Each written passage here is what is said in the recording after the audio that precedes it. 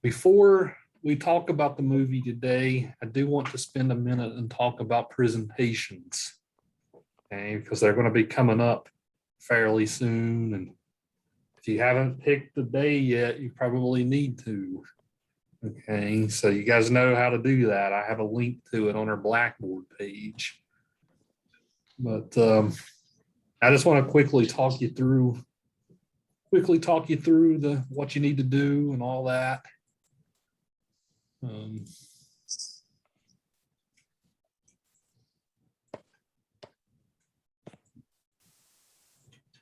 So this is going to be an interesting day for you. This is kind of tough in a way, especially if you're maybe shy or introverted.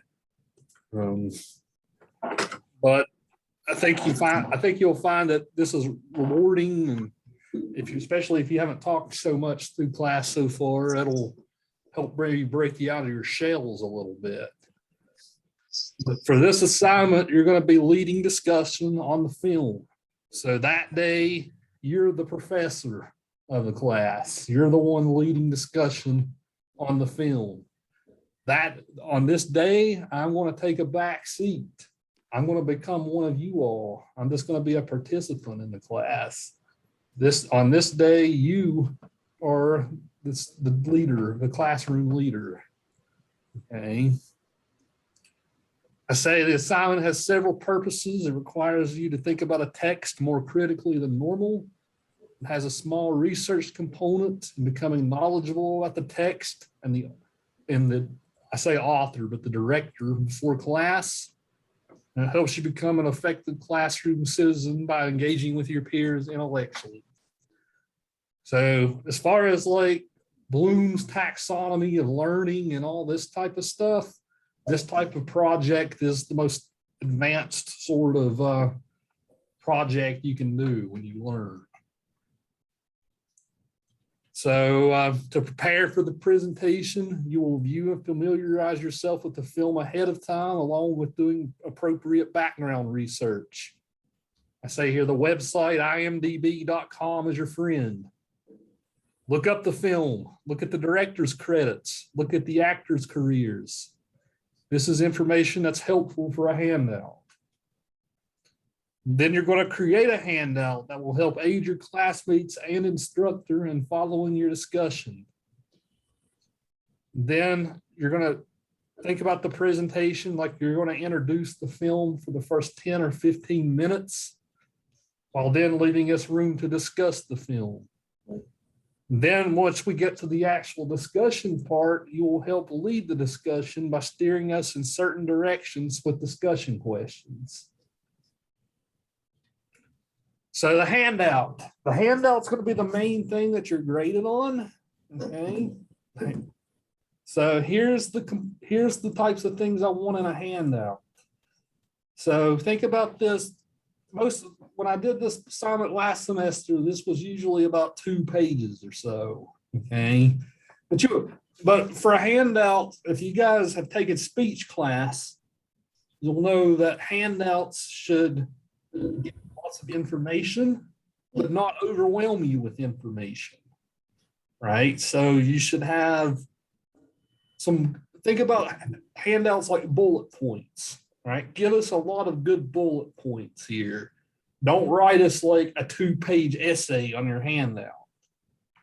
Because what happens when you write a 2-page essay on your handout is the people listening to your presentation tend to spend more time reading the handout than listening to what you have to say. So make sure that the handout is, it gives us a lot of info, but not too much. Okay. But as far as things I want you to include, so the introduction of major players, who's the director, what biographical aspects about the director are interesting and relevant to the text you're discussing, what are some of the director's other known films, what sorts of film techniques, genres, etc. is the director known for. So just like how I do every week, right? I'm like David Lynch, right? He's known as being an experimental director, right? Roman Polanski, Who made Chinatown, right? So I try to give us a lot of good stuff about the director. And then what are the movie's actors? What other roles are they famous for? What other big title films do these actors star in? For these actors, list the major characters of the film. So do a little bit of background research on all the actors and all the other different types of films that they've been in. Then what about other film contributors?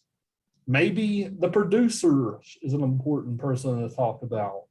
Maybe the film's composer is someone you want to talk about, especially if the music in the film is interesting. Who wrote the screenplay? Right? So include some of those other players too, especially if you think that they're important to the film's success. And then historical and literary context. Look at the date the film was published. What were some historical events happening in America that might have influenced the film? I say, for instance, films in the 1970s often were cynical due to the fallout from the Vietnam conflict. Regarding literary context, what genre does the film belong to? What sorts of awards did the film win? So give us some context, a way into perhaps looking at this, at whatever film it is you're doing. So let's say later in the class, you might do Halloween 3, right? Well, if you do Halloween 3, for instance, right, maybe give us some context, like what did that film try, what did the creators of that film try to do differently, right, from the first 2 Halloween films, right? So that type of thing. And then you should introduce your film. So to do that, you need to introduce major themes in the film. What are some central ideas in the film? I say, for instance, when we talked about Double Indemnity, we might think of themes like the femme fatale archetype, the Los Angeles mise-en-scène, the insurance plot scam, the use of monologue, right? So whenever you break down your film, try to talk about some of the major themes, the major ideas. If you do this, this will give all of us a way in to talking about the film. What are some key scenes in the film? Point us to a few of them. And then show us where in the film the scene took place. So I say if it was between 35 and 39 minutes into the movie, on your handout, you would cite it like this, 3500 to 3900. So in order to tell us where the scene it is, right, you'll have to look when you put together your presentation and tell us exactly where that scene is in the movie. Then what are some questions or controversies about the film that you can direct to the class? So this might be the most important part, right? Because this is after that 10 to 15 minutes of introduction that you give. Your discussion questions, the more the merrier. If you can come up with a bunch of discussion questions, then you'll be prepared to sort of lead the conversation one way or the other. Right? Or maybe if we get off subject, right, you can maybe kind of help bring us back to the conversation with your discussion questions. So prepare some discussion questions for us. The day that I will say this, the day that you do your presentation, I need you to send me discussion questions the day before, because your discussion questions will be what everybody answers on the discussion board that day. I'm not going to write discussion board questions that day. So send me your discussion board questions the day before it's due. Okay. Now I say here, time 10 to, I need to change that, 10 to 15 minutes, right? Professionalism. This is a Zoom class, so as always, look professional from the waist up, right? If you can wear pajamas on the bottom, we'll never know, right? But at least look professional that day. If you come to the classroom, we'll put you on like student camera in the class or instructor camera in the classroom that day so that we can actually see you. All right. All you guys at Logan always like to sit in the back like a bunch of Baptists, right? I can't really see you. All right. So the day you do your presentation, you'll at least sit in the front, right?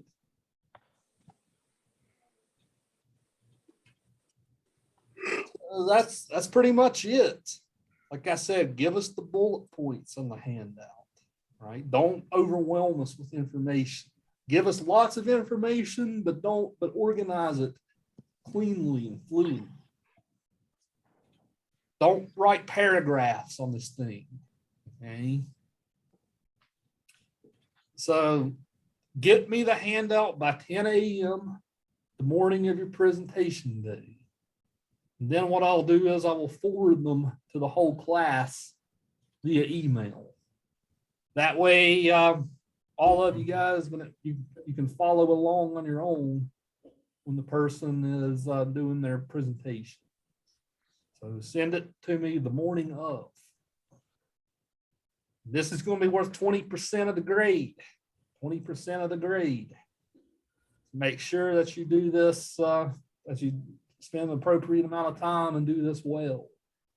I'm actually looking forward to this because for the most part, this has been a pretty shy class so far. I'm looking forward to a couple of you guys busting out of your shell, hopefully with this assignment. Okay. So what questions this is up on our Blackboard. It's already up on there. So what questions can I answer about this before we move on?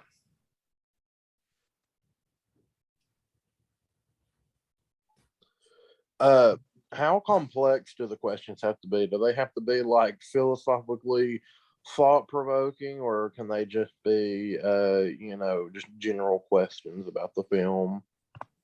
Yeah, give us all sorts on that, right? So break down the themes, right? The themes are kind of like more of the philosophical ideas in the movie, right?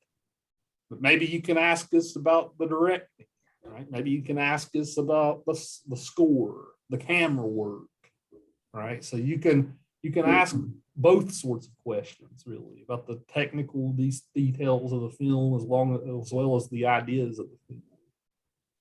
Okay. The only reason I ask is because where I'm doing The Godfather, there are a lot of good themes that you can, spend an hour talking about. Right. Yeah, there's no shortage with that one for sure.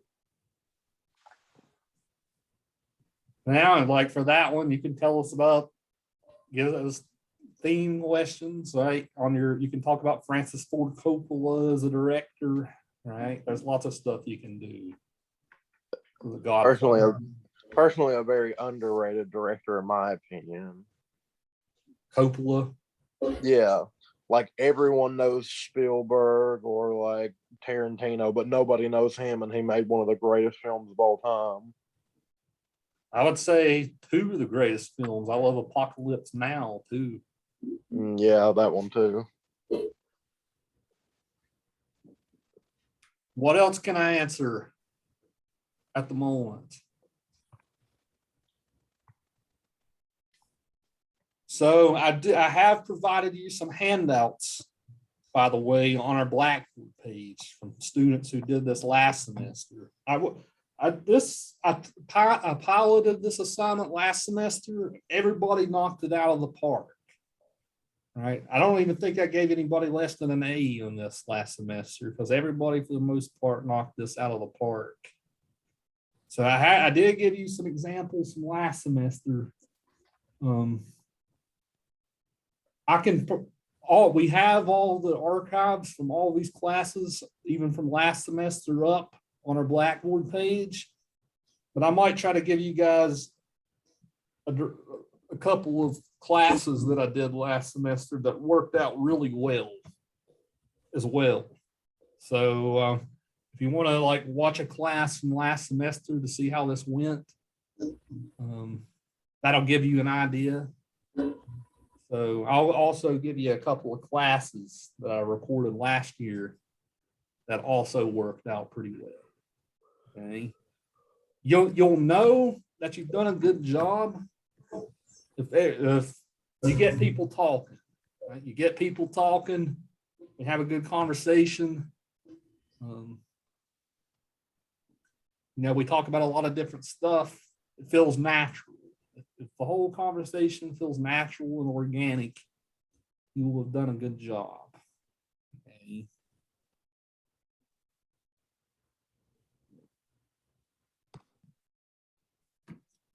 Anything else?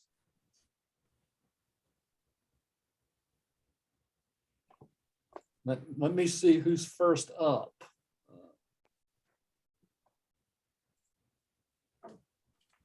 I think it might be you, Will.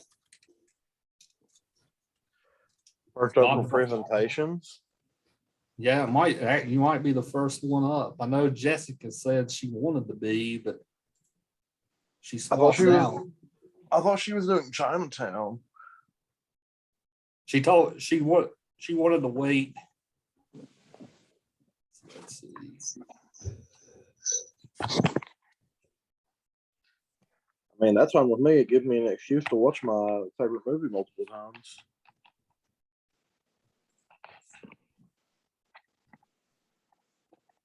Yep, you are the first one up. Will, then Aaliyah second with Terminator. So, yeah, you'll be the first one. You'll be the first one, Will. So you'll set the example for everyone else. I'm gonna make it so hard to follow up. Everyone in the class will want to kill you after your presentation. All right, well, if there's no further questions, we'll get to High Noon then. So this film, High Noon, made in 1952. 1952. I actually didn't do background research on our director for this. I probably should have. But this is the wet Fred Zinnemann. Let's see what else he's done. If I notice any other titles.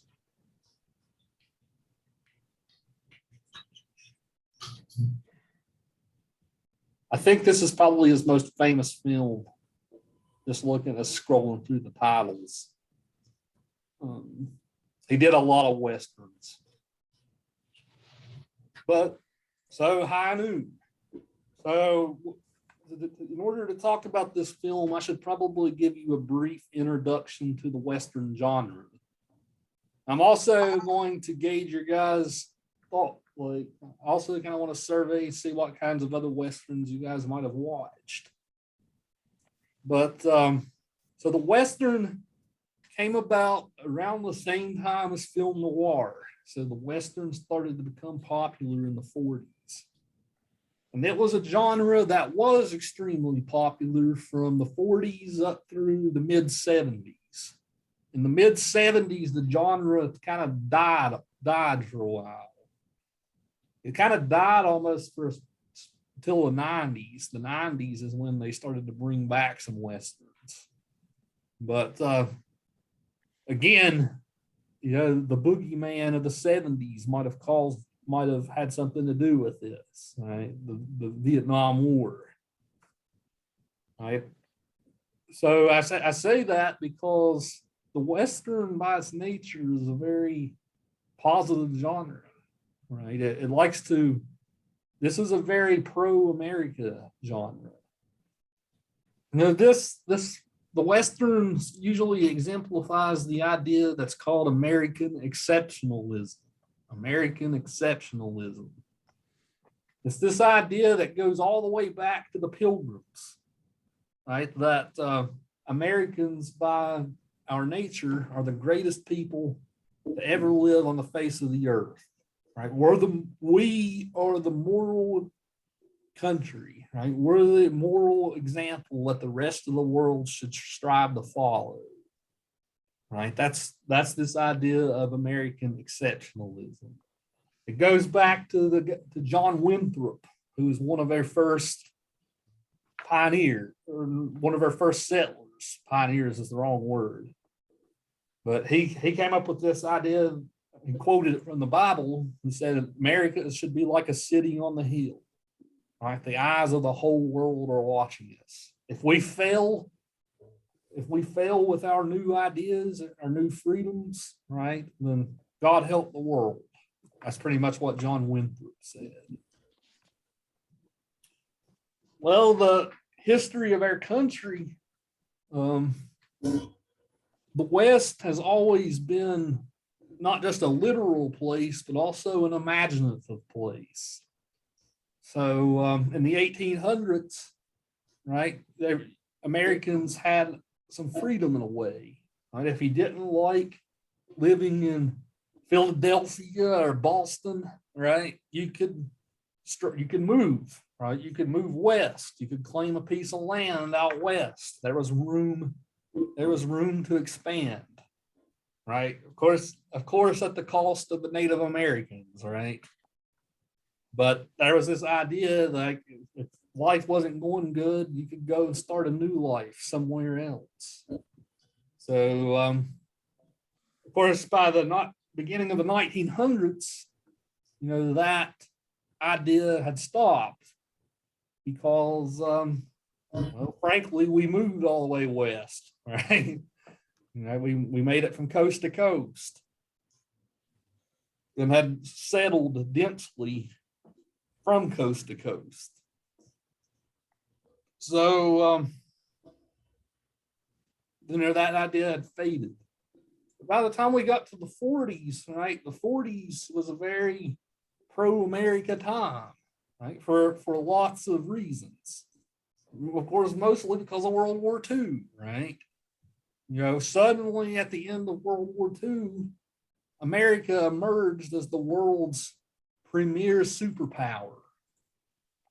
Right, we are now the superpower of the Western world. It's no longer Great Britain; it's America. So, what tended to happen was these Westerns would kind of look back at the past.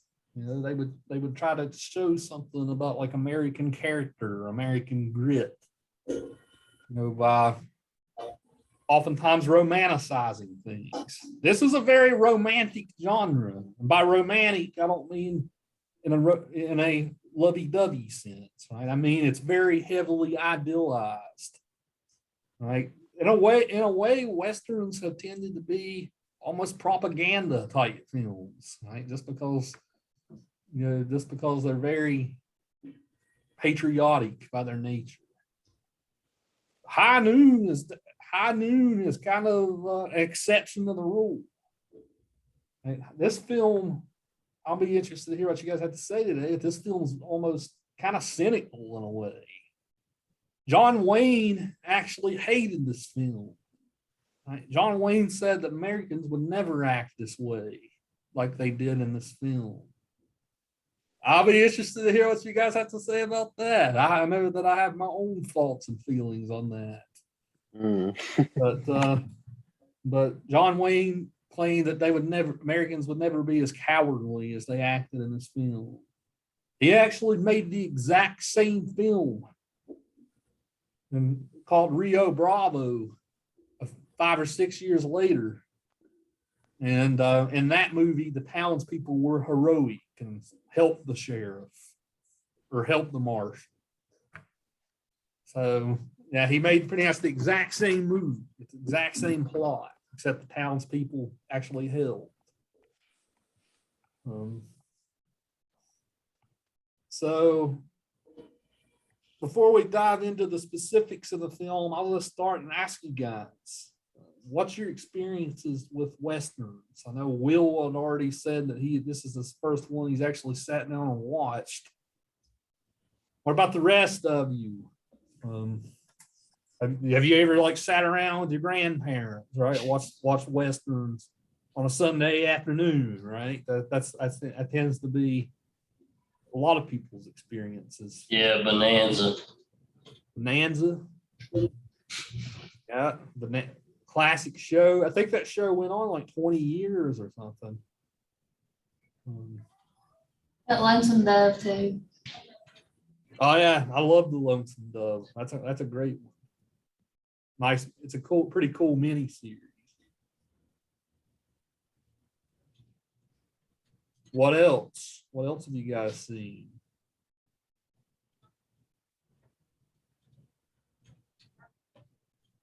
Gunsmoke, I know, is another classic old show. I was gonna say that one, but like I never sit down and watched that. I would just be at my Aunt May's house while she watched it and talking to her. Right. Yeah, I've never watched that either. Have any of you guys ever seen Westerns like The Good, the Bad, the Ugly? Or Once Upon a Time in the West? Oh man, I should have taught The Good, the Bad, and the Ugly this semester then. Damn. I've never seen it, but I think everyone can recognize the iconic wow wow wow. Yeah, in the 70s, like I said, I should have probably given you a spaghetti Western. But in the 70s, when Westerns started dying off in Hollywood, they started making them in Italy for a lot cheaper. Like, those are called the spaghetti Westerns. And they even have their own unique style, right? That's a lot different than the old Hollywood ones. So, any other types of shows or movies that you guys might have seen? I don't know if it counts, but 1,000 Ways to Die in the West. Right, pretty good comedy. Was it Or that not Seth? Was it that Seth MacFarlane? Yeah. Yeah. Of course, there's been a lot of really cool recent westerns. Tarantino did The Hateful Eight. That was a pretty good one. No Country for Old Men, right? That's kind of a modern day western. So it's a genre that's still very popular today. Yeah. What about video games? And then you guys played Red Dead Redemption. Oh yeah, Yeah. a lot. I just played it last night with my friends. Did you? They are money hungry, and I'm the only person who has bounty wagons. But I personally think that they do westerns better. Like Red Dead Redemption 2 does westerns a favor because it has, all kinds of different unique little interactions that you can have all the time with like different groups of people. Like there's one, like the main character in it, Arthur Morgan, he doesn't like, because him and his whole like gang, their posse, isn't racist at all. So he has a random encounter with a black man, and he's like, "Oh, those guys took my stuff or whatever. It's fine. I'll just get new stuff." And Arthur's like, does not understand why at all that this man is getting picked on or bullied, because he doesn't get racism. I'm just like, that's a unique thing that I think they do very well, because especially out west, they don't have that sense of like, the West was the expanse. It was like to get away from everything that was already happening in the aforementioned, country. The West was a place of freedom to get away from all that. Right. Yeah, I know that game makes all kinds of references to a lot of these old films. So if you've played that game, you'll probably see a reference or two that you might at some point if you've played that game, because it's a love that game's a love letter to the Western genre of films.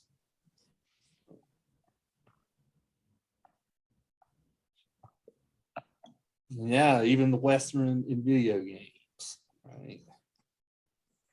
So getting back to High Noon directly, I'll just start with this question. What are your guys' general thoughts and feelings on the film? Then we'll dive into specifics.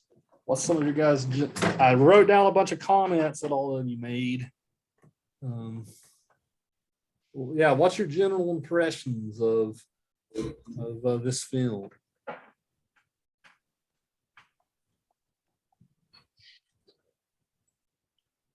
Do you like it? Do you not? All right. What do you guys think? I liked it, but this is my first Western that I've sat through, but I obviously have a disposition about Westerns because I disagree with their not so much the idea of them, but more like what they're trying to present. Because, a lot of people don't know this, but women and people of color and LGBTQ plus people, before it was that, they civilized the West. Women, business owners would open a brothel, and the men who went there to mine and go out there for work, they didn't have towns. They just had tents that they set up and lived in harsh condition. And men would come from miles around to go sleep with beautiful women, or even just to see a woman in a brothel. Brothels made the West tame, and I think that's something that a lot of people forget, is that women civilized the West. And I would have liked to have seen more of that, which we did have a business owner, female character. I think her name was Mrs. Rodriguez. And I really liked her. I would have liked to have seen more of her. But I would like to see a little bit more of but it was the 50s. But if we're going to make one now, a little bit more of that women individualist spirit that a lot of people had moving out to the West, because, the West was nothing but the gays and the gals. Right. You'll see a little bit of that next week when we watch Unforgiven. Unforgiven has a lot of strong female characters in it, so you'll get some of it, and they're part of a brothel, right? So you'll get some examples of that, Will, over the next week plus. I also really liked the Quaker woman, because I liked her development, because she was very much anti-violence and all this, but she is made, I don't know, I feel like she recognizes reality whenever it's has to be 2 feet in front of her, and she's like, oh, I have to now accept violence as a thing that has to happen because there are people in the world who are violent. And I liked her journey of self discovery in that sense.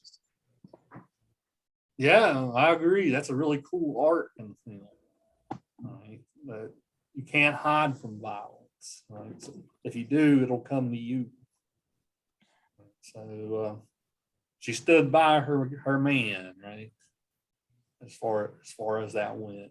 Without her, he might have died.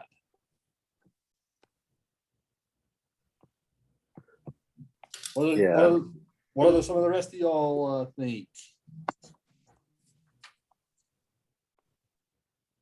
Thought the movie was pretty good. Tell us how so, Keegan. I mean, I was into it all the way through. I just didn't like how the townspeople didn't join the march. That's the only bad part about it. It's kind of like in the background, I was like, join them, man, join them. But yeah. Right. So you agree with John Wayne then that Americans would have probably joined them? Oh yeah, for sure. Right. So Yeah, you wrote about masculinity in the film, Keegan. So Yeah, he's the only one that faced him. right. So it's kind of hard to argue that this Marshall character in the film isn't the definition of a true grit, hardy American, right? Yeah. This is a guy who's not going to back down. He could, right? He could leave, but he doesn't, right? He's kind of like Jake from Chinatown in that way, right? He just refuses to back down. The further deeper he goes, right? He just won't back down. Not to sound like a Tom Petty song over here.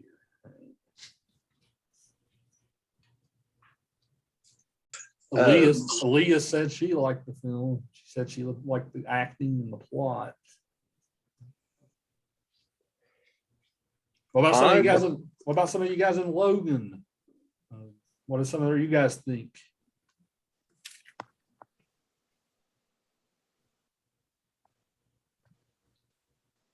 I like the movie pretty good.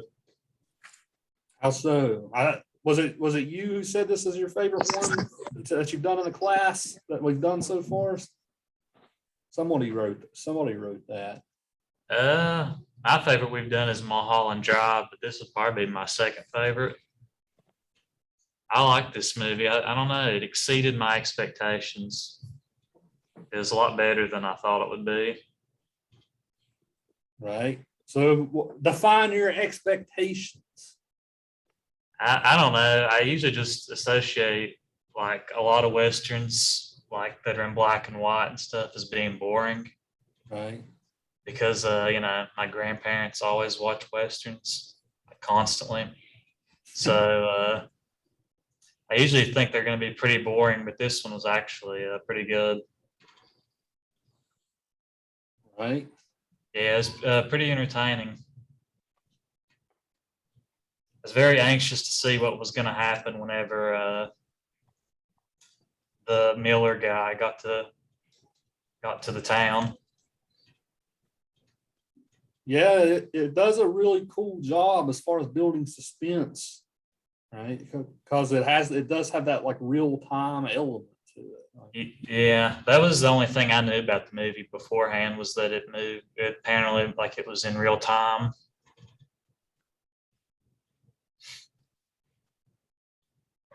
Yeah, it constantly goes back and shows you like the train tracks over and over, right? Showing you that this train is going to arrive, right? Shit's going to hit the fan.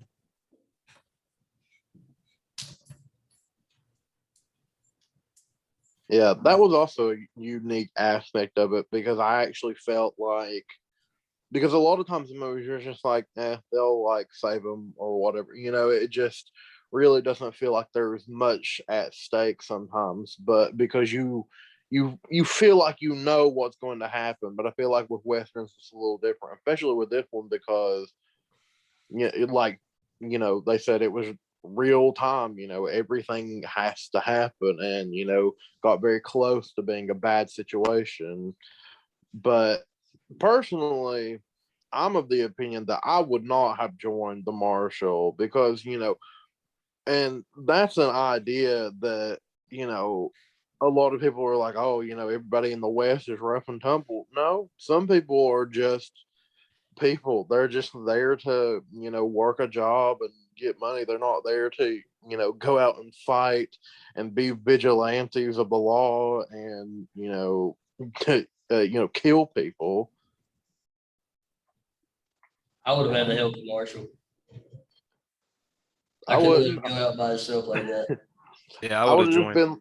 I would have just been like, I'm fine. I'm just doing my job, drinking my whiskey until I die at the ripe old age of 40 from malaria.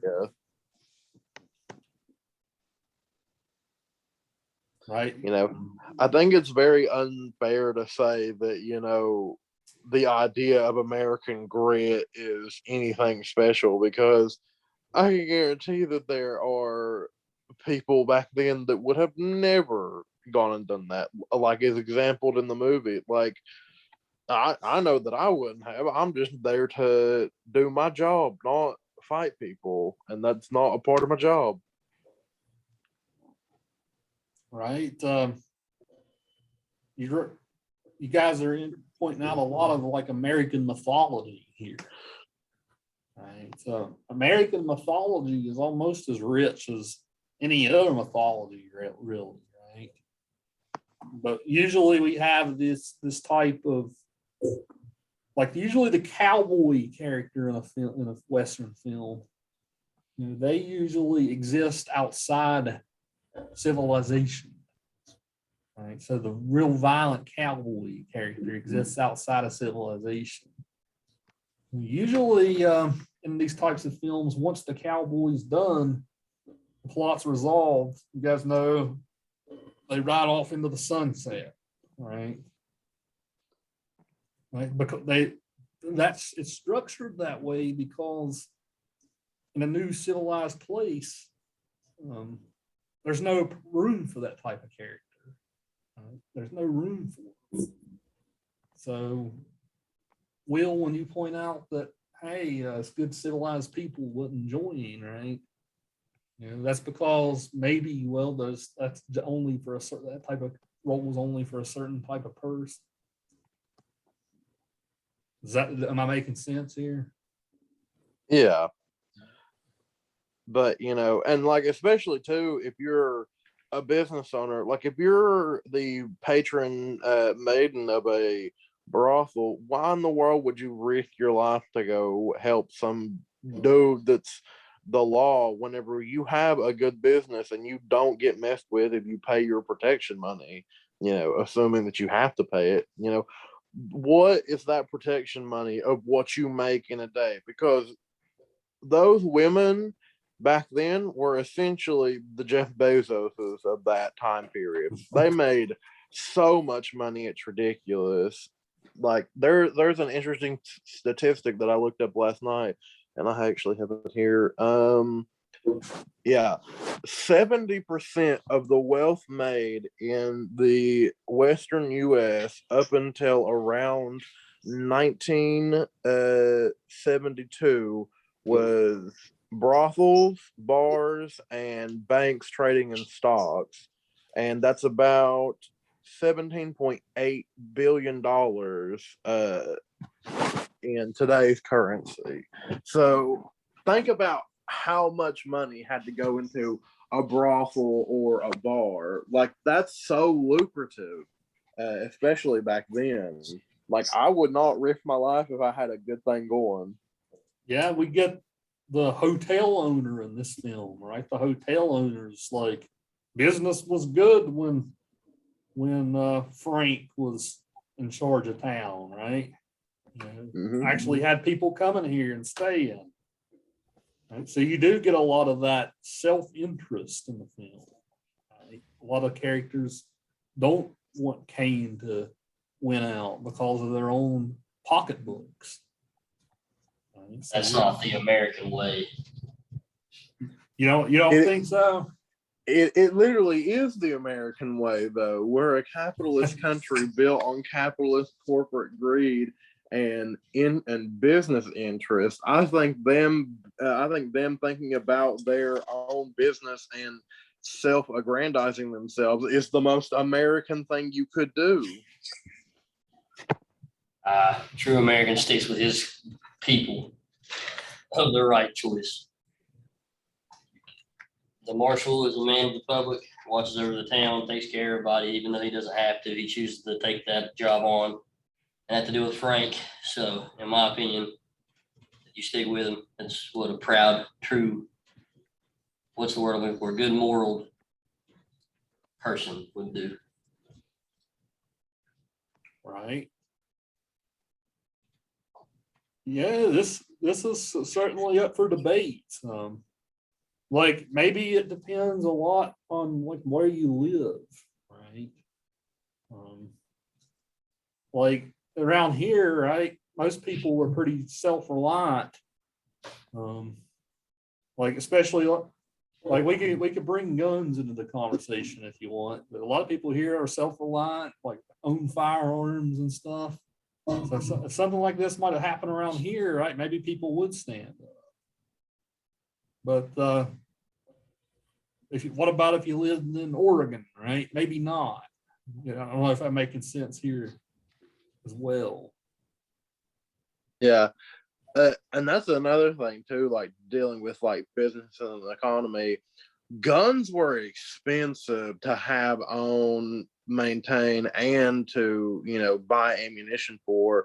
So the few people that did have guns were the marshals, the brothel slash bar owner, and the banks, and that's really it. Normal, everyday people didn't really have good guns, and if they did, they were grave robbed guns that were gritty and old and misfired a lot. And you had you had a lot of frontiers women and men that had terrible guns, and they didn't know how really to use them until the time came, and a lot of people started taking advantage of that. That's the reason why a lot of like these gangs formed, is because and also a lot of gangs had former like Alamo military members from them, because they knew how to use guns and regular civilians didn't. And that was one of the biggest differences of how gangs formed, because they could very easily come in and be like, I know how to use a gun, you don't, just give me what you have, and it was easy for them to do so. The 1870s, I think, is when the Colt 45 Magnum became mass produced. That was actually even pretty late into the Westerns, into the settling of the West, before the Colt became a popular gun. Before that, Yeah. you're right. Before that, you're right, Will. They used a lot of old, like, Revolutionary War era rifles and things like that. Yeah. And so it was very easy for people to get taken advantage of. And, but if you lived in a town, you didn't really have to worry about that, because the bar patroness and her brothel took care of the town. Like, they were the breadwinners of a town, and they paid for the protection. In truth, towns didn't even need marshals, because they had so much money that they could pay out to a posse for protection, that they actually used to use posses to protect themselves from other people's posses. Like, there's a famous shootout between the Ted brothers and the Owl family, and one the town matroness went out and asked the Owl family, "Hey, can you come defend the town, and we'll pay you and let you have your pick of the women and alcohol." They came, killed the Ted brothers, and saved the town essentially. But we don't ever really get to hear about those stories, because we're showed that all posses are bad posses whenever it comes to like gangs and stuff, even though towns could totally just pay for themselves.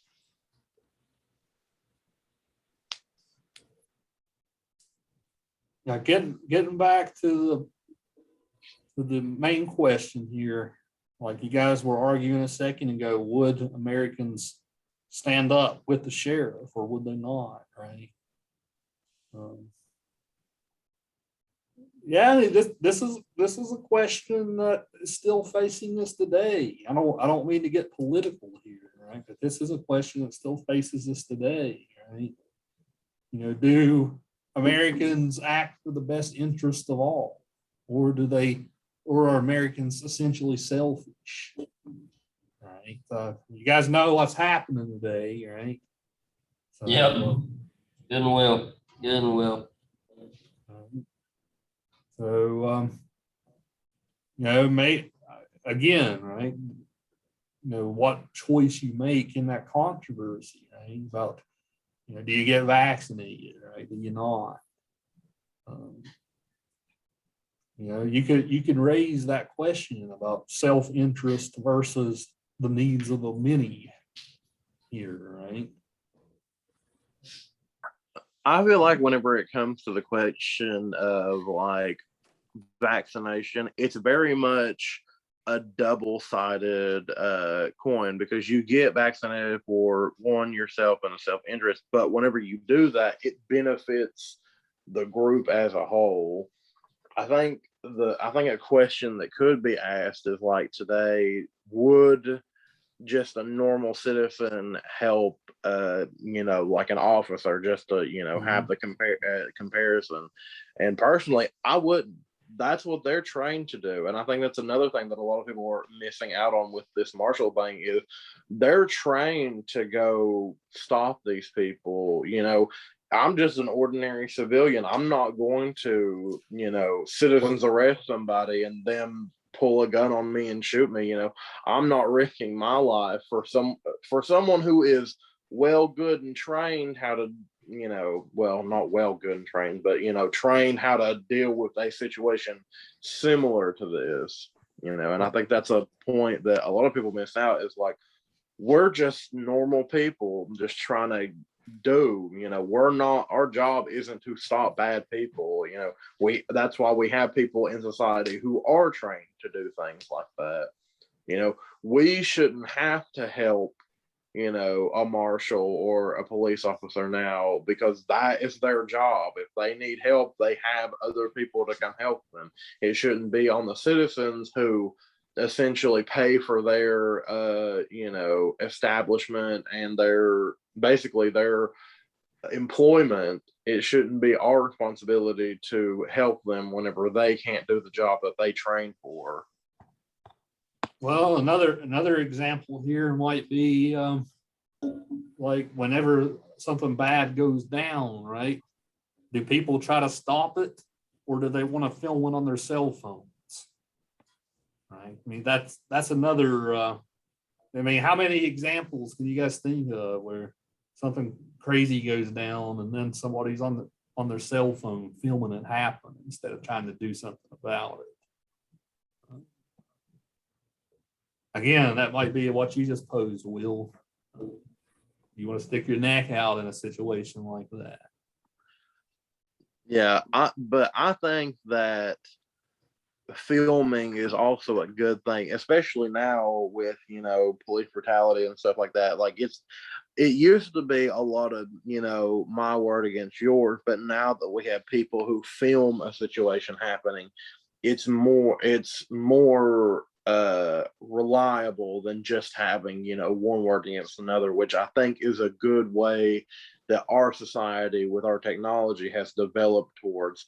If something bad is happening, but someone is here to handle the situation, I can be evidence or like a witness to what happened to make sure that it goes how it's supposed to go, and there's no foul play about it, which I feel like it's very double-sided, because you have people who should help if they know what they're doing. But if you're just a random bystander, yes, you should film and be a witness to what happened, because even still now we have a lot of he said, she said, whatever, because cops that are supposed to have their body cams on can turn them off or say that they weren't working or it got broken in a scuffle, whatever. But if you have that from a third person perspective of filming the entire thing, I feel like that stops that from happening, and it makes it easier to determine what happened, both in the favor of the person who is getting police brutality getting committed on, and the police, to be able to deny, like, I didn't do that. It makes it easier for both parties. Yeah, this is all complicated stuff. Like, I know, like, even when it comes to gun ownership, right, especially like concealed carry, right, there's lots of arguments about concealed carry, right?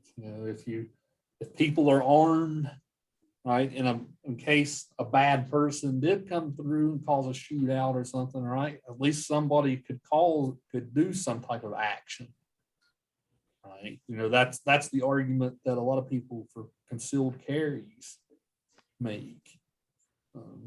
So now I bring that up, right, just because the idea of taking action, right, versus just sitting by passively. That's a lot of people who would take action in a situation like that, like to carry weapons, for instance. I do think there's a lot of logic in that, right? If people, bad people are gonna do what they want, so let the good people deter them. I'm a fairly, I like to think of myself politically as left leaning, but I'm fairly moderate, but left leaning, right? But that's something I do tend to be kind of conservative on. I do think that, something bad happens, if somebody's good's got a weapon, right? I would like my chances a little better. What do the rest of you guys think about that subject?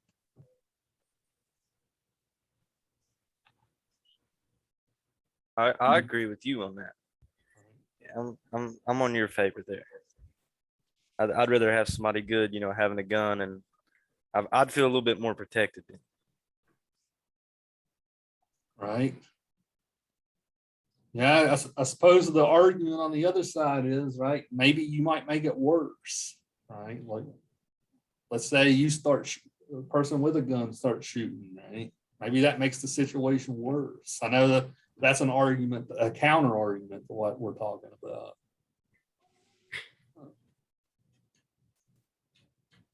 Yeah, I'm definitely a proponent for. I believe that you should be able to own a gun, but there needs to be a lot of restrictions on that, because you have things out here like that, like in the Las Vegas massacre. He didn't have a fully automatic weapon. He had bump stocks for his weapons, and he was able to kill almost 300 people without an automatic weapon, and he just got that. I'm personally a proponent of stricter, like the only people that need to have them are the people that need to have them. Like the background checks are not thorough enough. There's no good psych eval for them. Like I sit and watch my stepdad do a thing to get a gun, and he got the gun the same day within 30 minutes of that paperwork processing. I'm like, this is ridiculous. They didn't ask him any questions. They didn't look into his background. They just hope that everything on his thing is true. I don't feel like it's strict enough, and we don't keep as many guns out of the hands of people that we could, because obviously there are people like the mob and whatever that are going to get guns no matter what, but there are people with obvious mental handicaps and things like that are, it's relevantly easy for them to get a gun. They can go through the traders mark that they have for guns and stuff like that, all of which is not registered, and you don't have to, provide like a bill of sale or anything for that. You just go and give somebody $800 in a parking lot, and you now have a thing that can kill people. And it definitely makes it harder to track how many guns there are in, the air. And whenever you get a gun that's not registered to anybody after a mass shooting, how do you curtail or, stop that from happening to begin with? So I'm for the idea that guns should be sold as one of the most, as greedily as we guard drugs, guns should also be guarded that same way, and the process to get them should be just as rigorous. Right. Yeah, this is a complex thing, right? We know the NRA argues that if you even concede that point, they're going to want to take more. Right? If you go an inch, you want to go a mile, right? That's what they put out. Both, I think both sides have their points.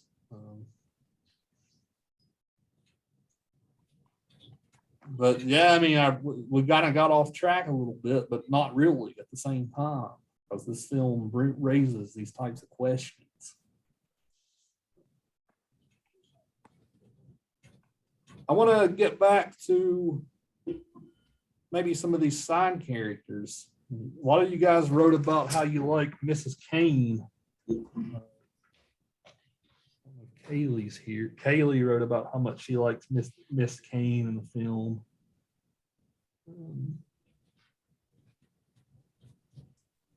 Carly, I want to call on you.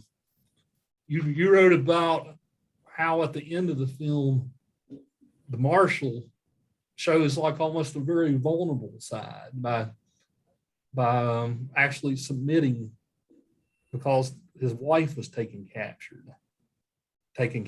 right? You want to elaborate on what you wrote about? Yeah, it was like he fought so hard, but once Miller had his wife, he was going to give up for her. But he didn't give up just because nobody would help him with the fight, but for her, he could give up.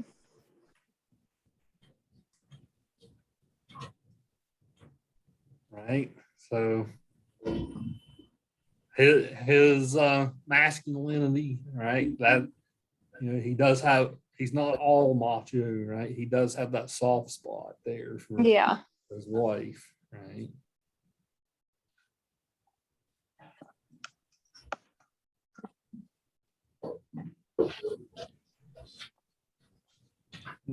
Yeah, this none of you wrote about the music in the film. What do you guys think about this song that kept playing over and over and over in the film? It's obviously about the Kane's relationship, right?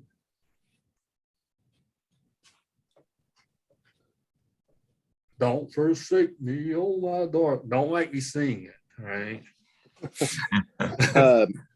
I just was gathering my thoughts. I just thought it was very incessant on, like, it just continually tried to make a point of itself, and I don't know, it just seemed rather repetitive for no reason, but there was also a reason to it because obviously we have a relationship that is complex in its own right, but then you have this song playing in the background that just shows a repetitive nature to that relationship, because I feel like it very much is one. Like, he does something wrong, he tries to get her to forgive her by, doing something nice for her, and the cycle repeats as with a lot of relationships in movies. But I feel like we don't get to see that because it's only like an hour or two. But it just very much, with the repetitive nature of a song, tries to reinforce an idea of a couple with this song. Yeah, that's a good point. Especially if the wife doesn't get a lot of screen time, right? The song kind of fills you in on that emotion. So, yeah, I think that's a good point, Will. Why the song is used so much.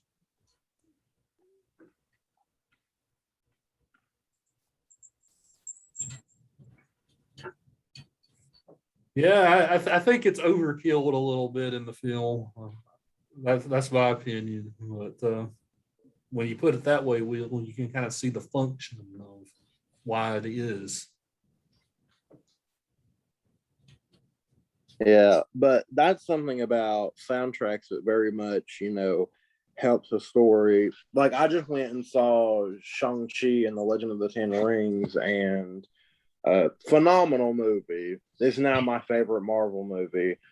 And there's a scene whenever, Shang-Chi's dad first meets his mom, it starts as battle music because, obviously the dad is the bad guy, and he fights the mom, and it starts as battle music that like evolves into this very low tone, and the combat gets slower and they start to become more intimate. And I just feel like with that scene, the music along with like the body language very much gave a sense of intimacy and like, oh, they're developing a relationship now. And I feel like a song can do a lot for a movie because, music is a very important aspect of a movie. If you have an entire movie with no, dramatic music, even horror movies that are supposed to be silent have very like tension building, like raking on like a metal suspension wire, that kind of music to, give it an extra bit of life. Yeah, some other film elements that are showing up here, right, is also camera work. There's lots of close-ups of Kane's face, especially like as he keeps getting rejected over and over by the townspeople, like the hurt on his face. You see a lot of that here. You also see a lot of like high angle shots where he looks small, right? Where he's walking through the town, it's just him walking up the street. You get lots of like high angle shots and like a rooftop, for instance, that shows how small he is. So that's also a pretty cool film technique that's used here. There's some really cool shots in the film. I know I looked at an hour and 16 minutes into the film. I encourage you guys to look that up. Hour and 16 minutes into the film. It's a nice shot of Kane like sitting in cover, right, while the gunsmen are coming towards them. But it's a really cool image. There's lots of cool stuff like that in this film too.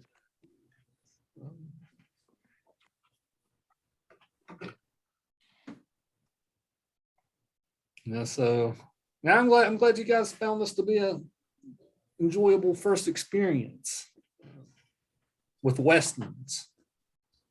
Just like how we did with noir, right? We're going to really dive deep into this genre and explore it over the next week and a half. Definitely think this is the most talkative we've been as well. Yeah. I Our think Mulholland Drive discussion was good, I thought. I definitely think whenever there's a little bit of like, you can have controversy, due to themes or politicizing something, it definitely makes people talk more. That's something that everyone thinks about. And that's why I can't wait until we get to The Godfather, because I very much have strong opinions about that. Right, yeah, this is a class. I don't care what your ideas are, right? Bring them out. Right, everybody's ideas are welcome. So our film for Thursday is The Man Who Shot Liberty Valance. This film's not only a great Western, I think it's one of the great all-time films. All right, so I'll look forward to hearing your guys' thoughts on this. It has Jimmy Stewart. It's a Wonderful Life guy, right? Jimmy Stewart and the Duke himself, John Wayne. All right, it's a movie about the end of the West. Right, the end of the West. So an all-time classic. So I will look forward to hearing your guys' thoughts on it. That one's on Hulu, if you have Hulu. Oh, I do have Hulu. Good. Right, so yeah, I will look forward to our discussion of it. There's a swerve in it that'll take you back, that'll completely knock you off your feet. There's a great swerve in the movie. You'll know when you get to it. Oh, fantastic. I love plot twists. And so I look forward to that. We'll see you guys next time.